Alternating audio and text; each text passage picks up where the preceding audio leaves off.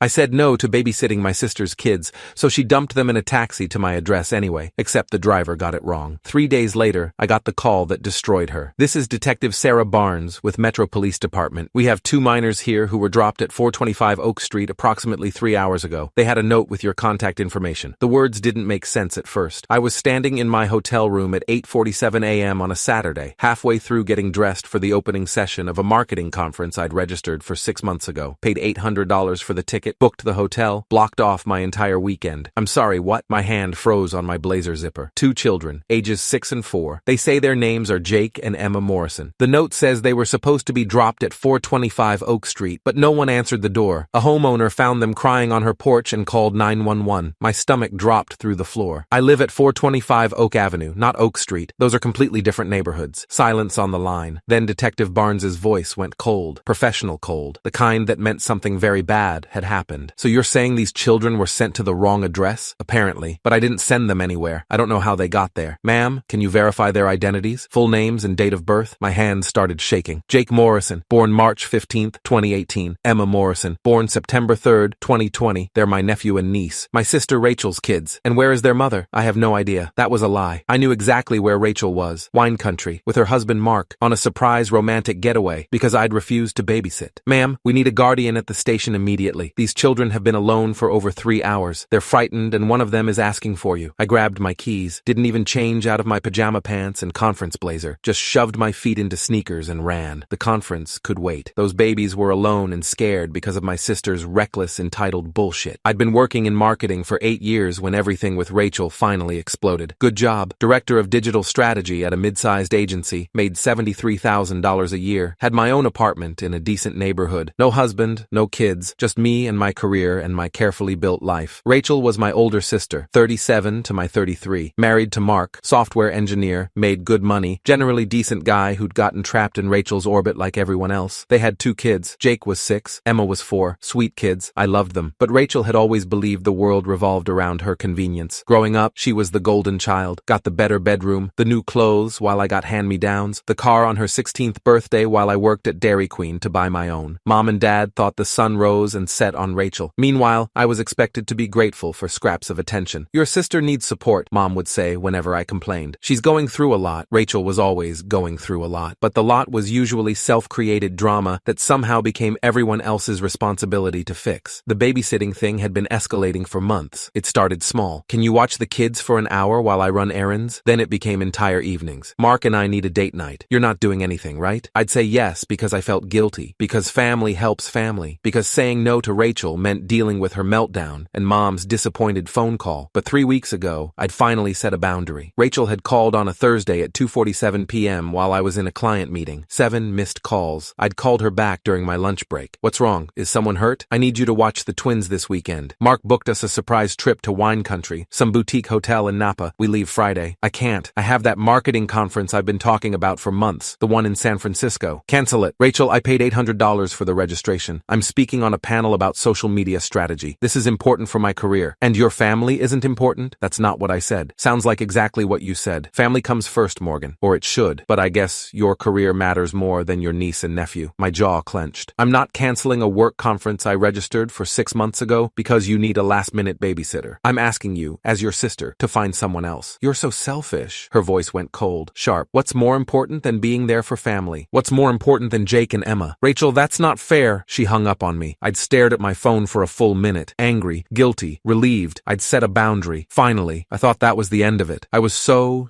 wrong. The police station was a gray brick building in a neighborhood I'd never been to. 43 minutes from my hotel. I'd driven like a maniac, still wearing pajama pants, hands white-knuckled on the steering wheel. Detective Barnes met me in the lobby. Late 40s, black woman, sharp eyes, the kind of cop who'd seen everything and wasn't impressed by excuses. Ms. Carter? That's me. Where are they? Follow me. She led me through a maze of hallways, fluorescent lights, bulletin boards covered in missing person flyers, the smell of burnt coffee and industrial cleaner. We stopped at a door marked Interview Room B. Through the window, I could see them, Jake and Emma, sitting at a table with a woman in a cardigan. Social worker, probably. Jake was clutching his backpack, the blue one with dinosaurs on it. Emma's face was streaked with dried tears. Her Princess Sophia shirt had a stain on it. They looked so small. Detective Barnes opened the door. Aunt Morgan! Both kids launched out of their chairs and ran at me. I dropped to my knees and caught them, held them tight. Wait, Jake was shaking. Emma was crying again, face buried in my shoulder. You're safe now, I whispered. I've got you. You're safe. We were so scared, Jake said, voice muffled against my blazer. The lady's house was wrong. She said we had to wait outside. Then the police came. I know, buddy. I know. But you're safe now. I looked up at Detective Barnes. She was watching with an expression that was equal parts sympathy and fury. The social worker, name tag said, Linda Vasquez, MSW Child Protective Services, introduced herself. Miss Carter, we need to document what happened here. Can the children stay with you while we take your statement? Of course. Whatever you need. We moved to a different room, more comfortable. Couches instead of metal chairs, toys in the corner. Emma immediately grabbed a stuffed bear and climbed into my lap. Jake sat pressed against my side. Detective Barnes pulled out a notebook. Linda Vasquez sat across from us with a tablet. Miss Carter, can you explain your relationship to these children? I'm their maternal aunt. Rachel Morrison is my older sister. Mark Morrison is their father. And where are the parents currently? Last I heard, they were in Napa Valley, wine country. Some surprise trip Mark planned. Did you have any knowledge that these children would be sent to your residence today? No. Rachel asked me to babysit this past Thursday. I said no because I had a work conference scheduled. She hung up on me. I haven't spoken to her since. Detective Barnes wrote everything down. So to be clear, you explicitly refused to watch these children, and your sister sent them to you anyway without confirming you'd be home or even verifying your address? Apparently. That's child endangerment. Her voice was flat, cold. Abandonment of minors. We're filing a report. My phone buzzed in my pocket. Rachel. I declined the call. It rang again immediately. Then again. You should probably answer that, Detective Barnes said. I picked up, put it on speaker so the detective could hear. Finally, Rachel's voice was shrill, panicked. Where are my kids? The taxi driver said he dropped them off hours ago. Why aren't you answering? They're at a police station, I said, voice eerily calm. Because you put them in a taxi to an address that doesn't exist. What are you talking about? I live at 425 Oak Avenue, Rachel. You wrote 425 Oak Street. The driver took them to a completely different neighborhood 15 minutes away. A stranger found them crying on her porch because no one answered the door. She called 911. Silence on the line. I could hear Mark in the background. What's she saying? You didn't verify the address before putting your 6-year-old and 4-year-old in a taxi alone? My voice was shaking now, anger bleeding through the calm. And what taxi company accepts unaccompanied minors without questioning it? Don't you dare lecture me. This is your fault for refusing to help. Detective Barnes held out her hand for my phone. I gave it to her. Mrs. Morrison, this is Detective Sarah Barnes with Metro Police Department. Your children were found abandoned at a stranger's residence after being dropped at an incorrect address. We're filing a child endangerment report. You need to return to the city immediately. I couldn't hear Rachel's response, but I watched Detective Barnes's face harden. That's not optional, ma'am. If you fail to return within 24 hours, we're forwarding this case to Child Protective Services with a recommendation for emergency custody intervention. Do you understand? More muffled shouting from the phone. 24 hours, Mrs. Morrison. I suggest you start driving. She hung up and handed my phone back. She's blaming you, Detective Barnes said. It wasn't a question. She always does. The next several hours were a blur of paperwork and phone calls. Linda Vasquez interviewed the kids separately, asked them what happened, how they got in the taxi, whether Mom had told them where they were going. Mom said Aunt Morgan was going to watch us, Jake explained, voice small. She said it was a surprise. The taxi man asked if we knew where we were going, and Mom said yes. Did your mom give you food for the trip? Linda asked. Goldfish crackers and juice boxes. Linda wrote everything down. I called Mark directly at 12:34 p.m. He answered on the first ring. Morgan, what the hell is happening? Rachel just told me the kids are with police. She put them in a taxi to my address, except she got the address wrong. They were dropped at a stranger's house. The homeowner found them crying on her porch and called 911. Jesus Christ. Mark's voice went tight, angry. I never would have gone along with this if I'd known. She told me you'd agreed to watch them. She said it was all arranged. I explicitly told her no on Thursday. I have a work conference. She hung up on me. We're coming back right now. I'm so sorry, Morgan. I had no idea she'd do something this reckless. Just get back here. The police are filing charges. Charges? Child endangerment, abandonment, maybe more. Silence. Then, good. She deserves it. My mother called at 3:17 p.m. I almost didn't answer, but ignoring Mom only made things worse. Morgan Elizabeth Carter, what have you done? Not, are the kids okay? Not, thank God you were there. Just immediate accusation. What have I done? Mom, Rachel put 2 small children in a taxi to the wrong address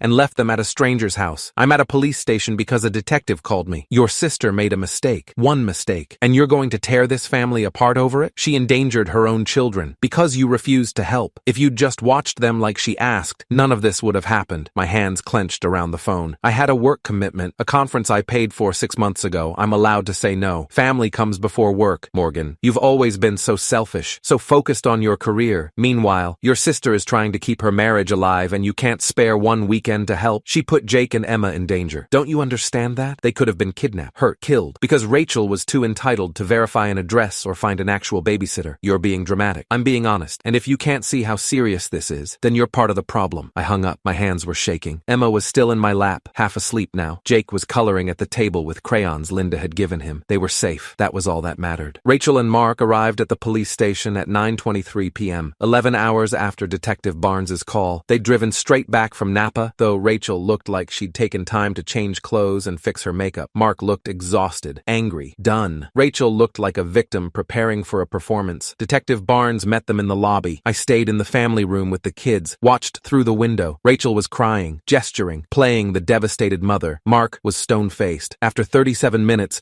Detective Barnes came to get me. We're releasing the children to their father. Mrs. Morrison is being charged with child endangerment and reckless conduct. She'll be arraigned Monday morning. Mr. Morrison has indicated he's consulting with a divorce attorney. Good. We'll need a full statement from you. Everything you remember about the phone call Thursday, her behavior, any previous incidents of neglect or recklessness. I'll give you whatever you need. I took Jake and Emma out to Mark's car. Rachel tried to approach. I stepped between her and the kids. Don't. They're my children. Who you abandoned at a stranger's house. Get away from them. Mark took the kids to the car, buckled them in. Emma was crying. Jake looked confused. Rachel turned on me, mascara running now, voice sharp. This is your fault. All of it. If you'd just helped, if I'd just let you walk all over me like always, you mean. If I'd canceled my conference and dropped everything because you demanded it, that's what you wanted. But I said no, and you decided to endanger your own children to punish me. I made a mistake. You wrote down the wrong address. You didn't verify it. You didn't confirm I was home. You put 2 small children in a taxi alone and sent them to a place that didn't exist. That's not a mistake. That's neglect. She slapped me, right there in the police station parking lot. Mark grabbed her arm. Rachel, stop. We're leaving now. He put her in the passenger seat. Didn't say goodbye to me. Just drove away with my niece and nephew in the back seat. Detective Barnes had watched the whole thing from the entrance. You want to press charges for the assault? No. I want you to make sure those kids are safe. We will. The custody battle started 4 days later. Mark's lawyer, Jennifer Wu, family law attorney, 19 years experience, called me at 2:47 p.m. on Wednesday. Ms. Carter, my client is filing for emergency sole custody based on the police report and CPS recommendation. We may need you to testify about what happened Saturday and any history of similar behavior from Mrs. Morrison. Whatever you need. Can you document previous instances where your sister demonstrated poor judgment or endangered the children? I thought about it. There was a time last year when she left them in the car in a parking lot while she ran into Target. Said it was just 5 minutes. Someone called the police. Nothing happened because she got back before they arrived. Do you have proof of that? Text messages. She complained to me about a nosy bystander who threatened to call cops. I told her she shouldn't leave them alone in the car. She said I was overreacting. Send me screenshots. Anything else? She's asked me to babysit last minute probably 20 times in the past year. Always with guilt trips and manipulation. Always because she deserves a break. Never because of actual emergencies. Document everything. Dates, if you remember them. Text messages, emails, voicemails. We're building a pattern. The emergency custody hearing was held on November 3rd at 10 a.m. in family court. Small courtroom, wood paneling, tired flags. Judge Margaret Rivera presiding. 27 years on the bench. Reputation for not tolerating bullshit. Rachel wore a white dress, soft makeup, hair perfectly styled. The picture of a devoted mother having one bad day. Her lawyer, David Park, 15 years experience, expensive, painted her as a victim of circumstances. Your Honor, my client made an error in judgment during a stressful time. She transposed numbers in an address. It was an honest mistake. She never intended to harm her children. Judge Rivera didn't look impressed. She sent 2 minors, ages 4 and 6, alone in a taxi to an unverified address. It was a family member's address that she hadn't confirmed, that she wrote down incorrectly, and didn't follow up to ensure they arrived safely. Your Honor, this was one incident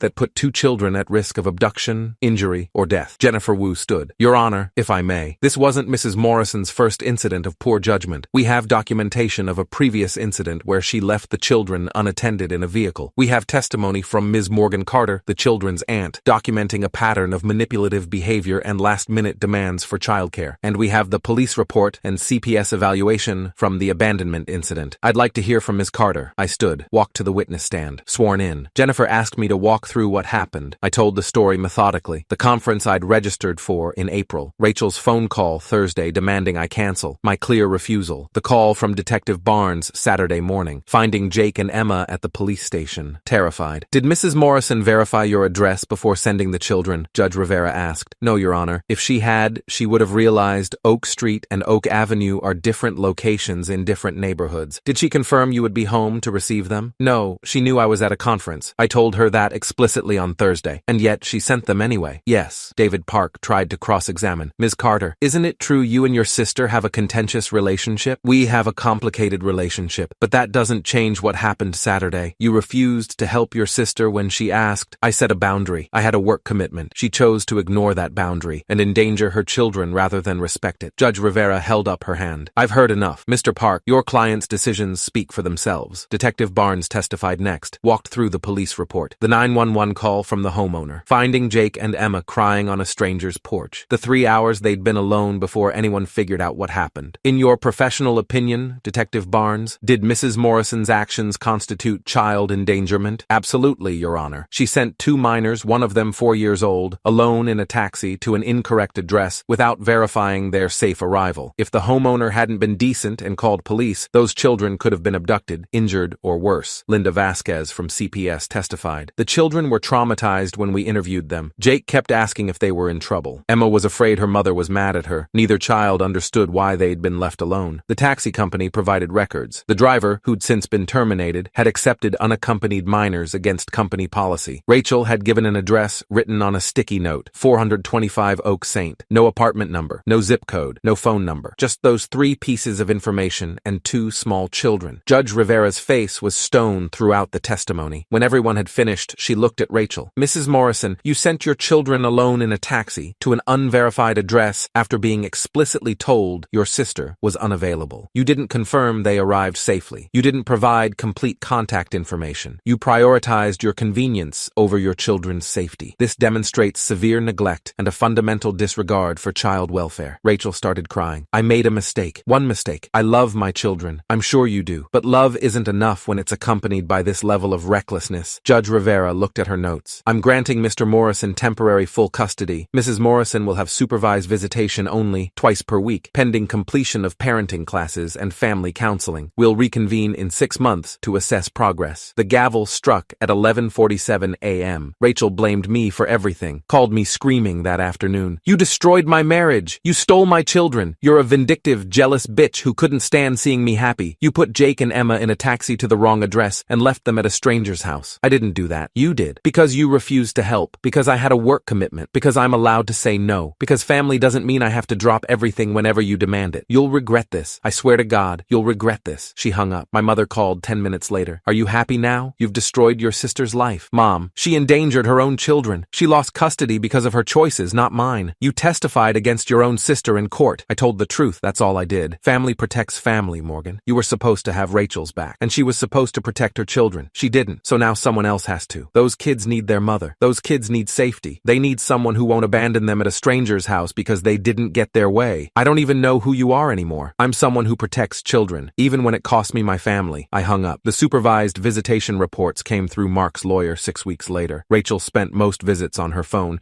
complained about the custody arrangement, barely engaged with Jake or Emma. The supervisor's notes were damning. Mother appears more concerned with proving she's a victim than connecting with children. Minimal interaction. Children seem reluctant to engage. Mark forwarded me one of Rachel's texts from that period. These visits are humiliating. That supervisor treats me like a criminal, and the kids barely talk to me. Emma actually asked when she gets to see Morgan again. He'd responded, maybe spend less time on your phone and more time actually talking to your daughter. 3 months later, Mark filed for permanent custody. The hearing was shorter this time. Judge Rivera reviewed the visitation reports. Rachel's attendance in parenting classes, sporadic. Her counseling compliance, minimal. Mrs. Morrison, you've had 3 months to demonstrate insight and accountability. The reports suggest you've done neither. You continue to blame external factors rather than examining your own choices. Your Honor, I'm trying. Are you? Because the supervised visitation reports indicate you spend most of your time on your phone or complaining rather than engaging with your children. Rachel had no answer. Judge Rivera granted Mark permanent custody. Rachel got continued supervised visitation, now reduced to once per week. Last week, 8 months after everything started, Emma made me a card at school. Mark texted me a photo at 3:47 p.m., construction paper, crayon drawings, stick figures holding hands. The text said, "You saved us, Aunt Morgan," with hearts everywhere. I cried in my office for 20 minutes. Rachel can hate me forever. She probably will. Mom hasn't spoken to me in 6 months. I lost my family. Or at least the family I thought I had. But Jake and Emma are safe. They're thriving. They have stability and a father who puts them first. And sometimes, when Emma video calls me before bed to say goodnight, or when Jake sends me pictures of his latest Lego creation, I know I made the right choice. Those kids deserved someone who'd protect them, even when it cost me everything, even when my own family turned against me. Because at the end of the day, that's what love actually actually is. Not convenience, not obligation, not blind loyalty to people who make dangerous choices, just protection, safety, showing up when it matters. Rachel sent them to the wrong address, but I made sure they never ended up at the wrong home.